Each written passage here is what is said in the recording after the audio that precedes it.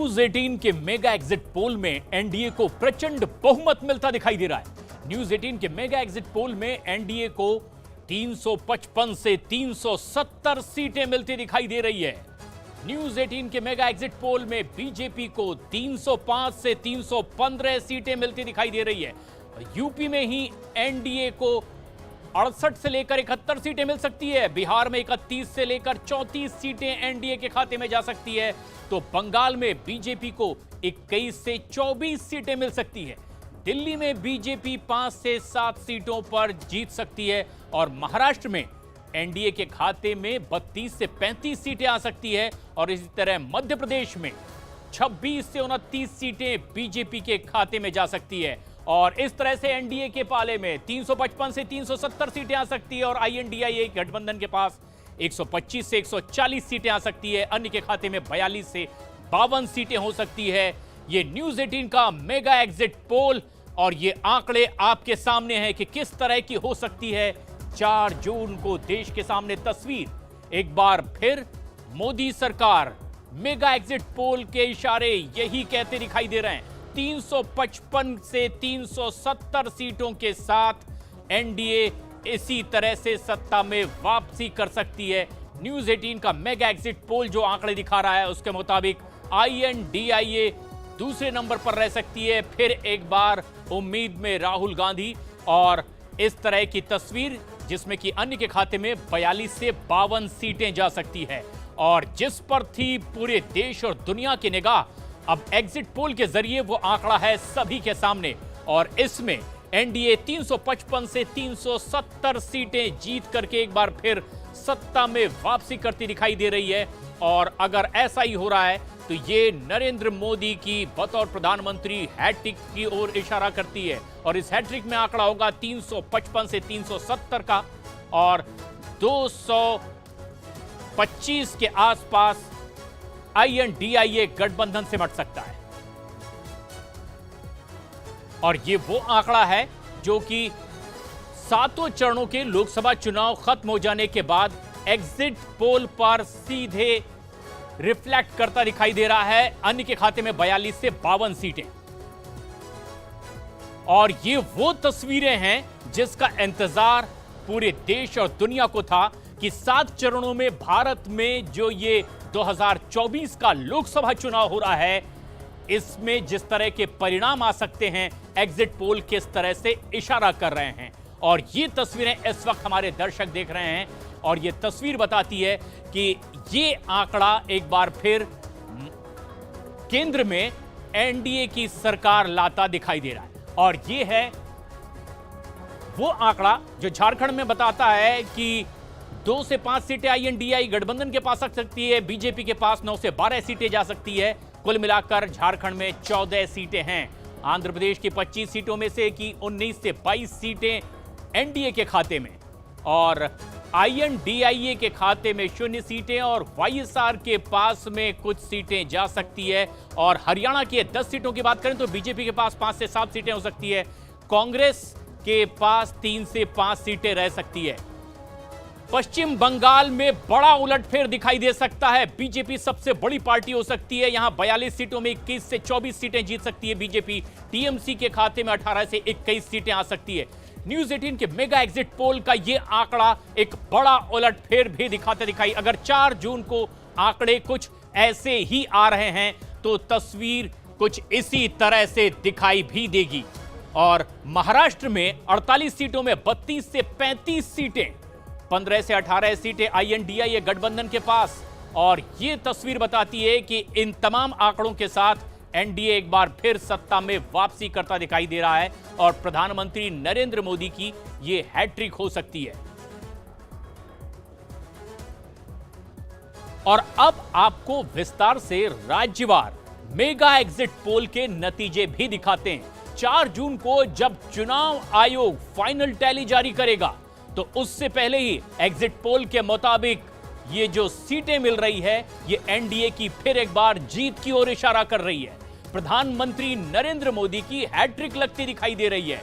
और अगर हम देश भर के अलग अलग हिस्सों पर नजर डालें तो तस्वीर कुछ इस तरह से साफ साफ दिखाई दे रही है।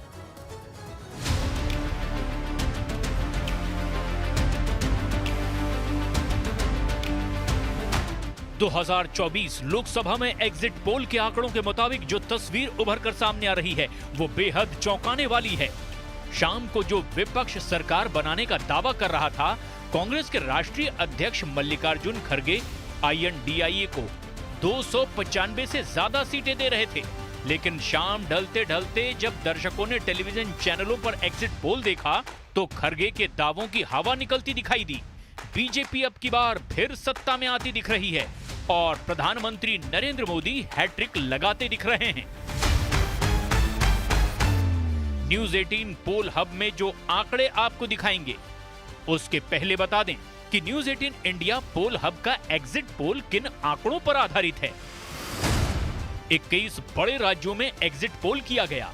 ये वो राज्य हैं जहां लोकसभा की 95% सीटें हैं। इन 21 राज्यों में 518 लोकसभा सीटों पर सर्वे किया गया और इस तरह सातों चरणों के मतदान के दौरान 95,000 से ज्यादा सैंपल लिए गए। ये सैंपल बता रहे हैं कि एनडीए की राह निष्कंटक है। जहां दक्षिण भारत के राज्यों में बीजेपी पहली बार खाता खोलती दिख रही है, तो वहीं उत्तर भारत के राज्यों का गणित बता रहा है कि बीजेपी बम्पर जीत हासिल करने वाली है। हालांकि असली नतीजों के लिए आपको 4 जून तक का इंतजार करना होगा, लेकिन फिलहाल एग्जिट पोल बता रहा है कि उत्तर प्रदेश में लोकसभा की 80 सीटें हैं कुल मिलाकर और इनमें बीजेपी को 64 से 67 सीटें मिल सकती है। कुल मिलाकर एनडीए के खाते में यूपी की 68 से 71 सीटें आ सकती है। यूपी में कांग्रेस को 3 से 6 सीटें मिल सकती है और उत्तर प्रदेश में INDIA गठबंधन को 9 से 12 सीटें हासिल हो सकती हैं। हिंदी पट्टी में बीजेपी की जीत दिल्ली का रास्ता क्लियर कर रही है। बिहार में जहां नीतीश कुमार के जेडीयू के साथ और उपेंद्र कुशवाहा की पार्टी के साथ हाथ मिलाकर एनडीए लड़ा, वहीं एनडीए की सीटें कम होने का अनुमान जताया जा रहा है। बिहार में लोकसभा की कुल 40 सीटें हैं और बिहार में एनडीए को 31 से 34 सीटें मिल सकती है और INDIA गठबंधन के खाते में 6 से 9 सीटें जा सकती है। हिंदी पट्टी का एक और बड़ा राज्य जहां बीजेपी पिछले 2 बार से बम्पर जीत हासिल कर रही है, उसका एग्जिट पोल देखें तो अब की बार MP में एनडीए फिर से बड़ी जीत हासिल करती दिख रही है। मध्य प्रदेश में लोकसभा की कुल 29 सीटें हैं। एग्जिट पोल के मुताबिक एनडीए को यहां 26 से 29 सीटें मिल सकती है, जबकि INDIA गठबंधन को 0 से 3 सीटें मिलने का अनुमान है। मध्य प्रदेश के पड़ोसी राज्य छत्तीसगढ़ में बीजेपी लगातार तीसरी बार बड़ी जीत हासिल कर सकती है।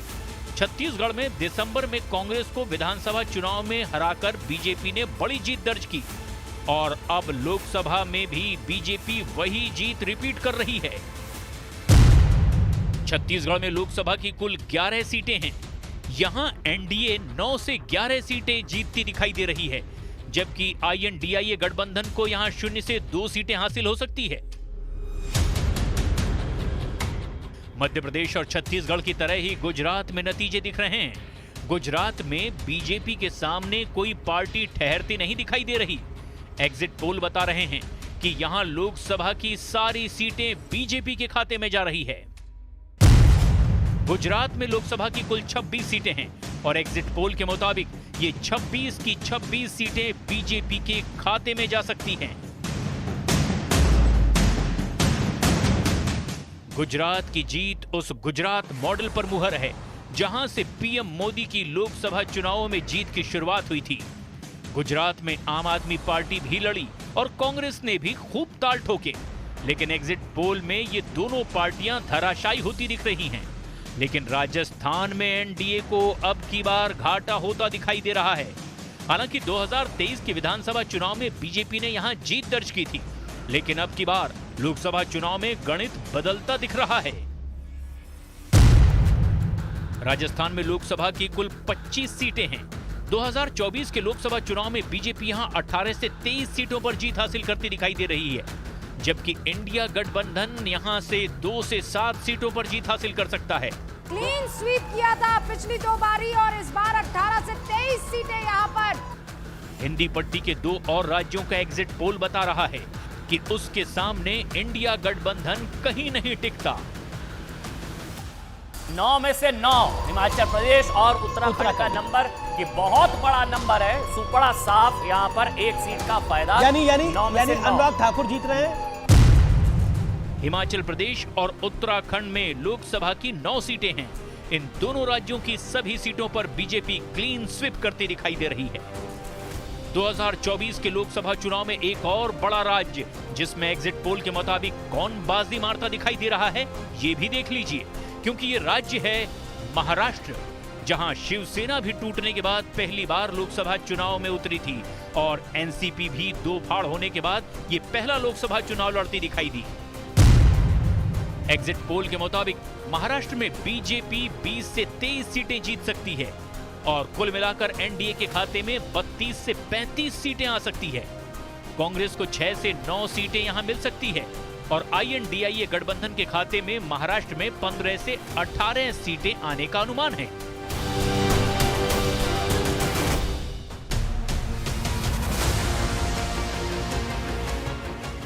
पंजाब में एग्जिट पोल के आंकड़े चौंकाने वाले दिख रहे हैं। केजरीवाल की पार्टी जो दावा कर रही है कि उसकी सीटें देखकर लोग हिल जाएंगे, वो सिमटती दिख रही है।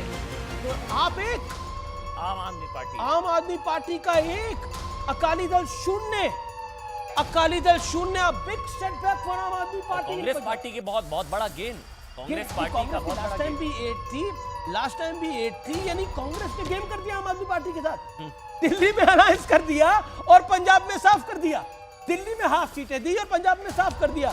Exactly this reminds me of Mulayam Singh Yadav, this reminds me of Lalu Prasad Yadav. इन सब ने भी यही करा था कांग्रेस पार्टी के साथ। इन्होंने उत्तर प्रदेश में समझौते करे कांग्रेस पार्टी के साथ, बिहार में कांग्रेस के साथ समझौता करा और इस बारी आम आदमी पार्टी के साथ गेम कर दिया।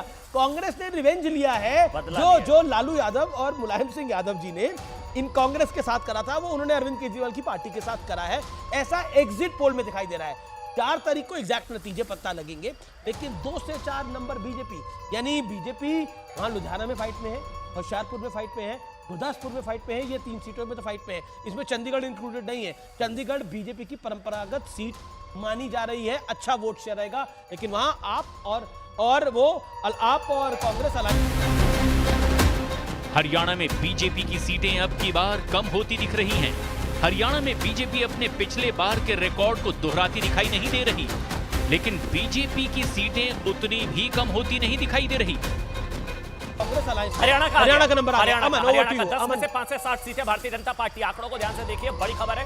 दिल्ली का बता दिया, पंजाब का बता दिया, हरियाणा का आपको बता रहे हैं। बड़ी खबर, 5 से 7 सीटें हरियाणा में नुकसान हो रहा है। हरियाणा में नुकसान हो रहा है। 5 से 7 सीटें कांग्रेस 3 से 5 सीटें लेती नजर आ रही है। 11 सीटें कुल है, 5 से 7 सीटें भारतीय जनता पार्टी के खाते में। लेकिन इंटरेस्टिंग है, हरियाणा में नुकसान हो रहा है बीजेपी को। हरियाणा में लास्ट टाइम 10 की 10 थी, इस बारी 5 से 7 हो रही है और कांग्रेस +3 से 5 कर रही है वहां पर। लेकिन वहां पर सिरसा फाइट है, वहां पर रोहतक फाइट है, वहां पर एक और सीट है जहां पर तगड़ी फाइट दिखाई दे रही है। वहीं जम्मू कश्मीर और लद्दाख को जोड़कर देखें तो एग्जिट पोल इंडिया गठबंधन और एनडीए को बराबर जीत का भागीदार बनाते दिखाई दे रहे हैं। लेकिन अब उन राज्यों का एग्जिट पोल देखना भी बहुत जरूरी है जहां बीजेपी बाजी पलटती दिखाई दे रही है, और इन राज्यों में है पश्चिम बंगाल और ओडिशा। सबसे पहले पश्चिम बंगाल का एग्जिट पोल देखिए। पश्चिम बंगाल में लोकसभा की 42 सीटें हैं। यहां बीजेपी 21 से 24 सीटें जीत सकती है, जबकि आईएनडीआईए गठबंधन को भी इतनी ही 21 से 24 सीटें मिल सकती है, जबकि यहां टीएमसी 21 से 24 सीटें जीत सकती है। लेकिन पश्चिम बंगाल के पड़ोसी राज्य झारखंड में सीन बदलता हुआ दिखाई दे रहा है। हेमंत सोरेन के जेल जाने से कितना असर हुआ, एग्जिट पोल में ये देखिए। झारखंड में लोकसभा की कुल 14 सीटें हैं। यहां एनडीए के खाते में 9 से 12 सीटें आ सकती है, जबकि आईएनडीआईए गठबंधन को 2 से 5 सीटें मिल सकती है। इसी तरह ओडिशा में बीजेपी अब की बार जबरदस्त फाइट में दिखी। ओडिशा में लोकसभा की 21 सीटें हैं।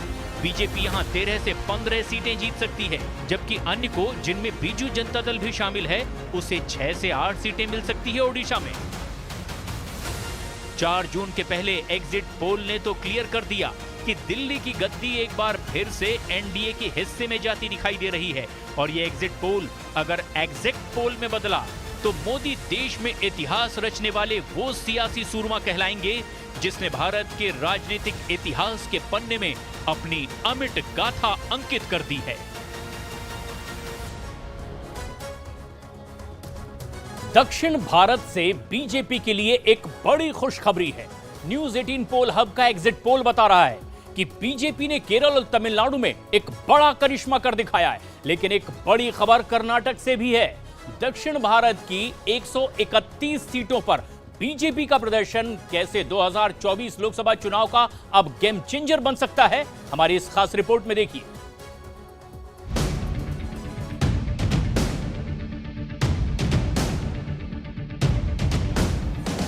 एक तरफ प्रधानमंत्री नरेंद्र मोदी तमिलनाडु के कन्याकुमारी में 45 घंटे का ध्यान कर रहे थे और दूसरी ओर आखिरी दौर की वोटिंग के साथ बीजेपी के लिए दक्षिण भारत से कमाल की खबर देश भर की टीवी स्क्रीन पर छाने जा रही थी। तमिलनाडु, केरल, कर्नाटक, तेलंगाना और आंध्र प्रदेश, इन 5 राज्यों में बीजेपी ने वो कर दिखाया है जिसकी उम्मीद की जा रही थी। न्यूज 18 पोल हब के एग्जिट पोल बता रहे हैं कि दक्षिण की 131 सीटों पर एनडीए को 51 से 54 सीट मिल रही हैं। इंडिया गठबंधन को 64 से 67 सीट मिल रही हैं, जबकि अन्य दलों को 14 से 17 सीट मिल रही हैं। बीजेपी के लिए सबसे बड़ा करिश्मा तमिलनाडु और केरल में होता हुआ नजर आ रहा है। एग्जिट पोल बता रहे हैं कि तमिलनाडु में इस बार के लोकसभा चुनाव में बीजेपी का खाता खुलने जा रहा है। आपसे अगर मैं बताऊं, इंडिया गठबंधन को तमिलनाडु, पुडुचेरी 40 सीटें मिला लीजिए, 36 से 39 सीटें मिलती हुई दिख रही है। तमिलनाडु में इस बार प्रधानमंत्री नरेंद्र मोदी ने 9 रैलियां की। चुनाव से पहले उन्होंने कई दौरे भी किए और इसका रिजल्ट 4 जून को तमिलनाडु के फैसले में नजर आ सकता है। यही न्यूज 18 पोल हब के एग्जिट में देखा जा रहा है। तमिलनाडु के बाद देखिए केरल से भी चौंकाने वाले आंकड़े हैं। केरल में इस बार प्रधानमंत्री नरेंद्र मोदी ने 5 रैलियां की हैं। वहां पर ये उम्मीद थी कि इंडिया गठबंधन के लिए आएगी, लेकिन 1 से 3 अगर एनडीए को जा रही हैं केरल में तो ये बड़ी बात है। 1 से 1 सीट यानी कि मिनिमम एग्जिट पोल दे ही रहा है। वो जो बात आप कह रहे थे कि मान लीजिए ऊपर की तरफ उत्तरी भारत में आप जहां नुकसान पा रहे हैं वहां भरपाई जो है 1-2 सीटों में ही सही, आप यहां साउथ की तरफ करते हुए दिखाई दे रहे हैं। तो ये भरपाई कहिए या एक खाता खोलना कहिए, ये अपने आप में बहुत बड़ी बात है, क्योंकि वहां पर लॉन्ग टर्म गेम खेल रही है बीजेपी। लॉन्ग टर्म गेम खेल रही है तमिलनाडु में, केरल में। और अगर खाता खुलता है, अब ये केरल में अगर 1 से 3 सीटें आती हैं, जैसे तिरुवनंतपुरम, त्रिशूर, ये वाली सीटें जहां पर उम्मीद थी इनको, अगर वो सीटें आती हैं तो ये बड़ी बात हो जाएगी बीजेपी के लिए।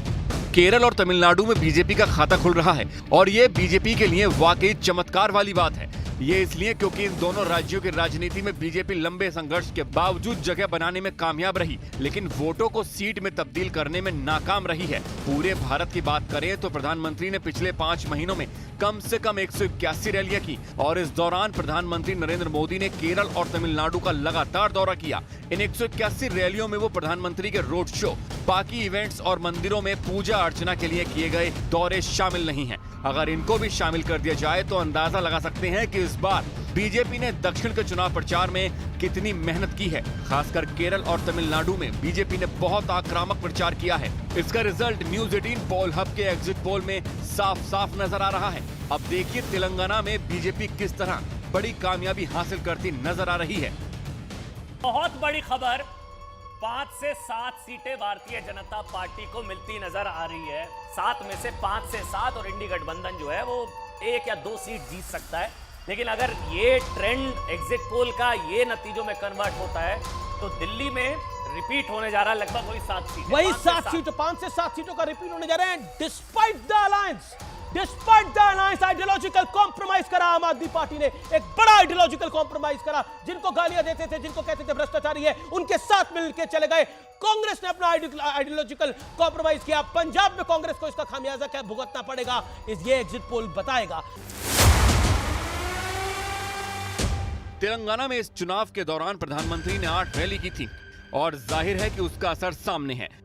अब बारी कर्नाटक की, जहां विधानसभा चुनाव के बाद कांग्रेस को लोकसभा चुनाव में बहुत उम्मीद थी, लेकिन न्यूज 18 पोल हब के एग्जिट पोल बता रहे हैं कि सिद्धरमैया और डीके शिवकुमार की जोड़ी के बावजूद कांग्रेस बड़ी कामयाबी हासिल नहीं कर पाई। पिछली मर्तबा बीजेपी को 25 सीटें हासिल हुई थी, तो 23 से 26 के बीच में यहां पर कर्नाटका में बीजेपी को वोट हासिल सीटें मिल रही है। 51.74 लगभग 52% वोट कर्नाटका में बीजेपी को किशोर मिला था और 28 में से इस बार भी अच्छी खासी यहां पर झोली और दामन भरती हुई जनता बीजेपी का नजर आ रही है। कर्नाटक में इस चुनाव के दौरान प्रधानमंत्री ने 10 रैली और रोड शो किए और यही वजह है कि बीजेपी दक्षिण के बाकी राज्यों की तरह कर्नाटक में भी मजबूत स्थिति में है। बड़ी खबर आंध्र प्रदेश से भी है, जहां बीजेपी और टीडीपी ने मिलकर चुनाव लड़ा। मैजिक आंकड़ा आपको दिख रहा है, 231 से 243 भारतीय जनता पार्टी का एनडीए गठबंधन। इंडिया 94 से 106 पीछे रह रहा है काफी। अन्य के खाते में 17 से 24 का नंबर जा रहा है और ये आंकड़े बहुत कुछ कह रहे हैं। लेकिन फिर आते हैं लोकसभा चुनाव लड़ना कितनी तेरी खीर है। वो इसलिए तेरी खीर है कि इस देश के अंदर डॉक्टर मुरली मनोहर जोशी जैसे नेता को भी जब वो वाराणसी 1 साल तक नहीं गए थे तो वहां के विधायकों ने पूछ लिया था कि आप 1 साल तक क्यों नहीं आए। तो लोकतंत्र के अंदर जनता जनार्दन है और जनता ही भगवान है। लेकिन विपक्ष की एक बात जो कि इस चुनाव में जरूर बात होगी 4 जून को, और वो होगी कि विपक्ष मोदी से चुनाव लड़ रहा था या विपक्ष मीडिया से चुनाव लड़ रहा था। विपक्ष चुनाव किसके साथ लड़ रहा था वो महत्वपूर्ण है। अमन चोपड़ा मेरे साथ इस समय जुड़ गए हैं नए डेटा के साथ। अमन चोपड़ा के पास कई सारे नए आंकड़े हैं। अमन, बिल्कुल बड़ी खबर इस वक्त आपको बता दें। देखिए, भारतीय जनता पार्टी बहुमत के करीब जाती तो नजर आ रही है, लेकिन लड़ाई किस चीज की है? लड़ाई 400 पार की है भाई साहब, लड़ाई 400 की है। जो टारगेट सेट किया गया प्रधानमंत्री की तरफ से 370 भारतीय जनता पार्टी और 400 पार एनडीए, लेकिन इस वक्त जो आंकड़ा है वो 272 के करीब पहुंचता हुआ नजर आ रहा है। दक्षिण को लेकर बीजेपी ने शुरू से बड़े दावे किए थे। बीजेपी ने कर्नाटक में जेडीएस के साथ गठबंधन किया, आंध्र प्रदेश में तेलुगु देशम पार्टी के साथ गठबंधन किया और तमिलनाडु में भी गठबंधन के नए साथी जोड़े। जब अयोध्या में राम मंदिर की प्राण प्रतिष्ठा होने वाली थी, उससे पहले प्रधानमंत्री नरेंद्र मोदी दक्षिण के राज्यों का दौरा कर रहे थे, वहां के मंदिरों में पूजा अर्चना कर रहे थे। अब न्यूज 18 पोल हब के एग्जिट पोल में इसका रिजल्ट भी नजर आ रहा है। न्यूज 18 पोल हब के एग्जिट पोल और उसके रिजल्ट का आधार क्या रहा, इस बारे में एक बार फिर जान लीजिए। करीब 370 क्रॉस होती दिख रही है। दिल्ली में मैं आपको बता दूं कि जो आम आदमी और कांग्रेस पार्टी का एक अननेचुरल अलायंस हुआ था, उसके कारण भारतीय जनता पार्टी के वोट प्रतिशत में वृद्धि हुई है। दूसरी तरफ एक भी सीट वो जीतने नहीं जा रही। ठीक है, 0 से 2 आप दे रहे हैं, आपके इसमें है, लेकिन वो 0 भी है। अब आइए उत्तराखंड और हिमाचल में स्वीप करती हुई नजर आ रही है। इस चीज को समझिए, मैं पहले भी दोहरा चुका हूं कि इनका जो पूरा का पूरा चुनाव प्लैंक था कांग्रेस पार्टी और इंडिया गठबंधन का, वो झूठ पर था। दिल्ली में आम आदमी पार्टी को कहते थे आई लव यू, पंजाब पहुंचती कांग्रेस कहती थी आम आदमी पार्टी को आई हेट यू। यही हालत था बंगाल में, यही हालत था केरल में, और जो उत्तर प्रदेश की स्थिति थी इतनी बार बदली गई है। अभी तक के आंकड़े, अभी 150 सीटों का एग्जिट पोल आना बाकी है, इसको समझिए। ये 396 आया है, 543 स्कूल हैं, अभी भी लगभग 150 सीटों का एग्जिट पोल आना बाकी है, और उससे पहले ही 270 Bharatiya Janata party exit poll के हिसाब से मैजिकल फिगर्स। दक्षिण भारत में पहले चरणों में ही वोटिंग हो गई थी, इसीलिए यहाँ के आंकड़ों को समझने और उसको हर पैमाने पर परखने का वक्त भी ज्यादा मिला। इसमें कोई शक नहीं है कि दक्षिण के फैसले में सबसे बड़ी भूमिका प्रधानमंत्री नरेंद्र मोदी की रही है। चुनाव की शुरुआत से लेकर चुनाव के अंत तक पीएम नरेंद्र मोदी का दक्षिण भारत पर फोकस रहा। पीएम नरेंद्र मोदी ने 3 जनवरी को केरल के थेक्किनकाडु से जो चुनावी बिगुल बजाया, वो 30 मई को पंजाब के होशियारपुर में जाकर थमा। लेकिन अंतिम वोटिंग के दिन प्रधानमंत्री तमिलनाडु के कन्याकुमारी में मौन साधना कर रहे थे, यानी आखिरी चरण की वोटिंग के दौरान भी दक्षिण भारत में मौजूद रहे। न्यूज 18 पोल हब के एग्जिट पोल के नतीजे बता रहे हैं कि तमिलनाडु, केरल, कर्नाटक, तेलंगाना और आंध्र प्रदेश, इन सभी राज्यों में बीजेपी ने वो कर दिखाया है जिसकी उम्मीद की जा रही थी और जिसका दावा भी बीजेपी इस चुनाव के दौरान कर रही है। बिहार के पाटलिपुत्र से बीजेपी उम्मीदवार रामकृपाल यादव पर फायरिंग की खबर सामने आई है। फायरिंग के बाद पुलिस मौके पर पहुंची और जांच पड़ताल में जुट गई है कि आखिर फायरिंग करने वाले कौन थे। रामकृपाल यादव ने कहा कि राजनीतिक साजिश के तहत उन पर हमला करवाया गया है और ये एक बड़ा बयान उन्होंने दिया है। फायरिंग के बाद अब मौके पर पुलिस टीम भी पहुंच चुकी है और आसपास के सीसीटीवी फुटेज भी खंगाले जा रहे हैं कि किसी वीडियो रिकॉर्डिंग में क्या हमलावरों की तस्दीक हो पाती है। पाटलिपुत्र लोकसभा क्षेत्र से बीजेपी के उम्मीदवार हैं एक बार फिर रामकृपाल यादव और मीसा भारती के खिलाफ ये चुनावी मैदान में हैं।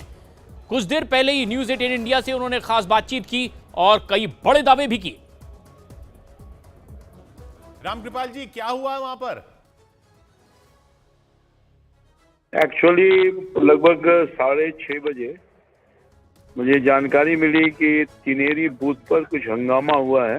वहाँ के स्थानीय विधायिका रेखा पासवान अनऑथराइज ढंग से बूथ में घुस गई, तो वहाँ के लोगों ने आपत्ति की कि आप किस अथॉरिटी के साथ घुस गए हैं। तो कुछ हंगामा हुआ, मुझे जानकारी मिली थी। मैं गया था, मैं सुबह से ही अपने क्षेत्र के कई जगह से होते हुए मैं लास्ट में तिनेरी मैं पहुंचा 6:30 बजे लगभग। फिर वहाँ गया तो मामला सब शांत हो चुका था, पुलिस आ गई थी। वहाँ से निकल करके जमालपुर एक गांव है बगल में, वहाँ पर मैं जा करके मिलना चाहता था अपने कार्यकर्ता से। इसी बीच में तिनेरी से जैसे मैं निकला, मैं एक कार से था और मेरे साथ 2 आदमी थे। मैं तो 2 सिक्योरिटी था, एक हमारा सहयोगी था, एक कार्यकर्ता था। जैसे मैं आगे बढ़ा, फायर कर दिया। मुझे पता ही नहीं चला क्यों फायरिंग होगा, क्या होगा, पूछा नहीं। वहाँ लगता है 10, 20, 25 आदमी पहले से वहाँ इकट्ठा था और वहीं जब मैं क्रॉस किया तो धड़ाधड़ फायर कर दिया। तो आपको कुछ लगा कि कौन लोग हो सकते हैं, ये कुछ पता चला? नहीं, वहाँ लोकल, मैं बता रहा हूँ, वहाँ मेरे साथ वहीं स्थानीय कुछ कार्यकर्ता लोग थे जो बाहर में तिनेरी गांव के ठीक बाहर का इलाका था, तो वहीं पर खड़े थे। तो हमारा वो सिक्योरिटी जो है थोड़ा पोजीशन ले लिया, हम रुक गए। तो फायर हुआ तो मैं रुक गया, हमारा सिक्योरिटी अलर्ट हो गया। तो जो कार्यकर्ता वहाँ स्थानीय स्तर का कोशिश किया रोकने के लिए, तो डेरा पत्थर भी फेंकने लगा। उसी में इसने एक लड़का को पकड़ लिया, कुणाल नाम है, और उसको बहुत मारा रिवॉल्वर का बॉट वगैरह से। और फिर मैं खबर किया तो पुलिस आ गई। ये मारा मतलब ये जो आपके साथ थे उनकी पिटाई की आप बात कर रहे हैं या उस शख्स को पकड़ लिया जिसने आप पर हमला किया था? नहीं, उसको नहीं पकड़ा। वो उनकी पिटाई किया जो हमें देख करके हमारे सुरक्षा में आना चाहते थे। अच्छा। हाँ, वो लोग भी। रामकृपाल जी, आप ठीक हैं? और आपके साथ जो सिक्योरिटी वाले थे वो सब ठीक है?